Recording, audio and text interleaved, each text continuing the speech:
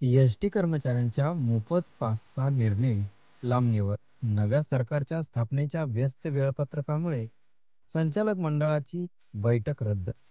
ST कर्मचाऱ्यांना आणि त्यांच्या कुटुंबियांना सर्व प्रकारच्या बसमध्ये मोफत पासची सेवा लागू करणे, तसेच सर्व गाड्यांमध्ये सेवानिवृत्त कर्मचाऱ्यांना 6 महिन्याऐवजी 1 वर्षाचा मोफत पास उपलब्ध करून देण्याचा निर्णय आता लांबणीवर गेला आहे.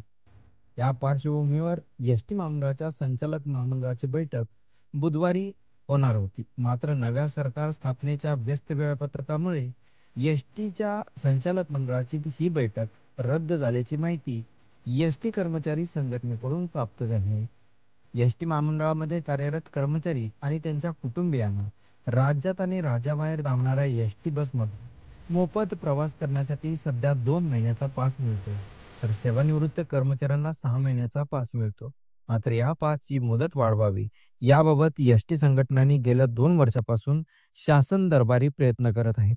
त्यानुसार 4 एप्रिल 2024 रोजी उपाध्यक्ष व व्यवस्थापकीय संचालक यांच्या अध्यक्षतेखाली बैठकीमध्ये संघटनेच्या प्रलंबित मागण्यांवर चर्चा करून सकारात्मक निर्णय घेण्यात येईल व याचा प्रस्ताव संचालक महामंडळाकडे सादर करण्यात येईल, असेही मान्य केले आहे.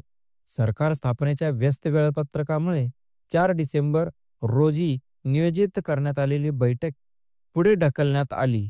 त्यामुळे एस-टी कर्मचाऱ्यांना मोफत पासबाबत आणखी काही काळ प्रतीक्षा करावी लागणार आहे. असेच नवनवीन व्हिडिओ पाहण्यासाठी MSRTC मराठी या यूट्यूब चॅनलला सबस्क्राईब करा. धन्यवाद.